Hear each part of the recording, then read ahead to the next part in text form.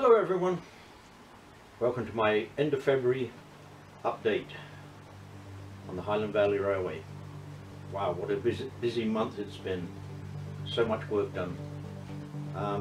So we're going to start off with something I recorded way back at the beginning of the month.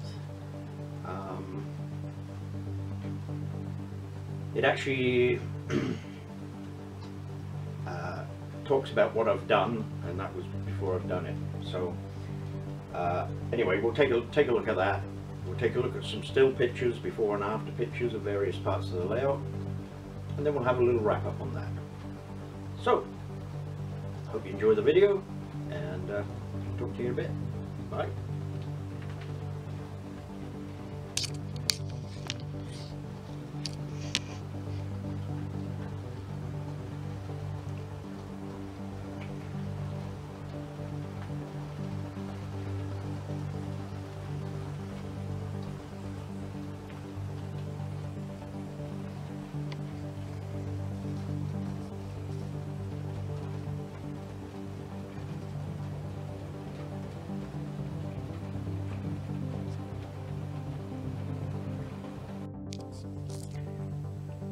So I figured a different way to access the industrial area, which saw this turnout come out, this one come out, this one over here come out, and get replaced with another bit of curve. And that access was down here, right here. That ran in along this track here and connected up into the industrial area. Much better. But problem with that accesses directly off the yard trackage.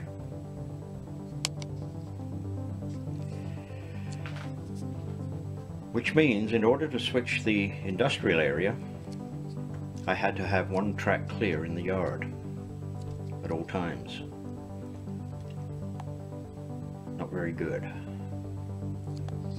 So I decided on a change there. By putting a turnout there and a single slip there, I can now access the industrial area either directly from the yard or from the main line. So that's better. I don't have a single slip, or didn't have.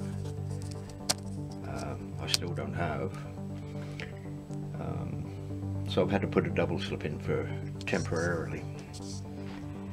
Now, having the crossover come out too far from the station, to get one in a little bit closer to the station, I've decided I could get one in there like that. And then the other one down here, crossing over the other way, was always just a little bit too close to the station. So that had to come out too and get replaced by another one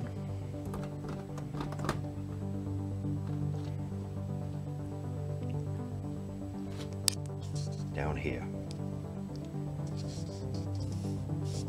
So those were the issues facing me as February began.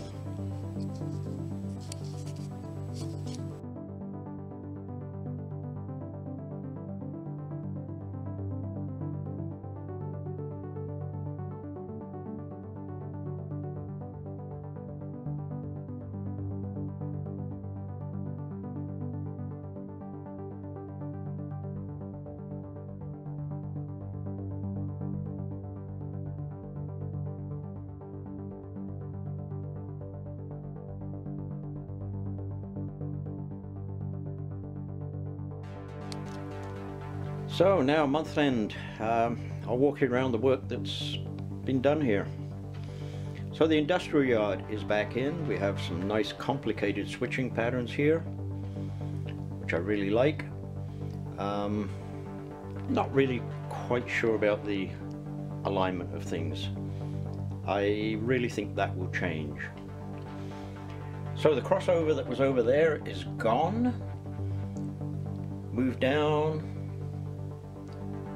way down to where I said I was putting it, way over there. Way over there. I have completely relayed all of the yard tracks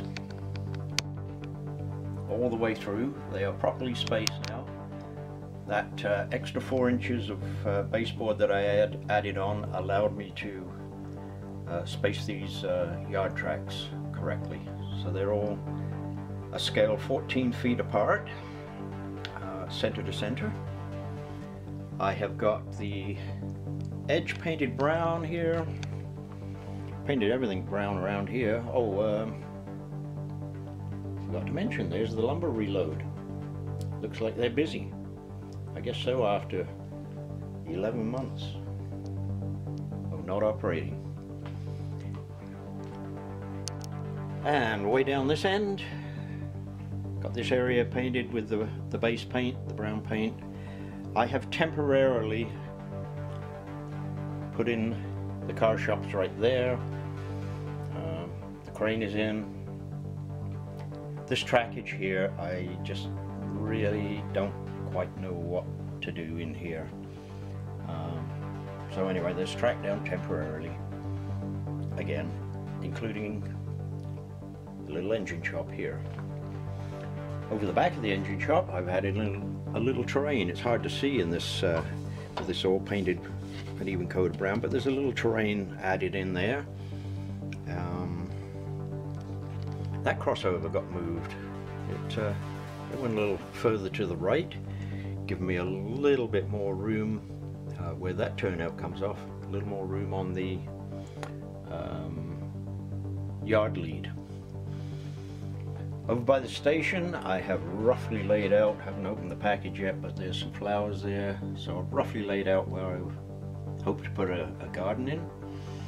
In the old layout, these mainline tracks where the train is sitting there and the next one were considerably closer to the station than what they are now.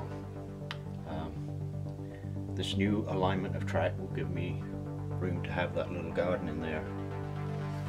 So, I think that's about it for things that I've been working on. Probably going to slow down a little bit in March and April as we get on. There'll be things to do out in the garden. So, hope you enjoyed that, and I'll talk to you again at the end of March.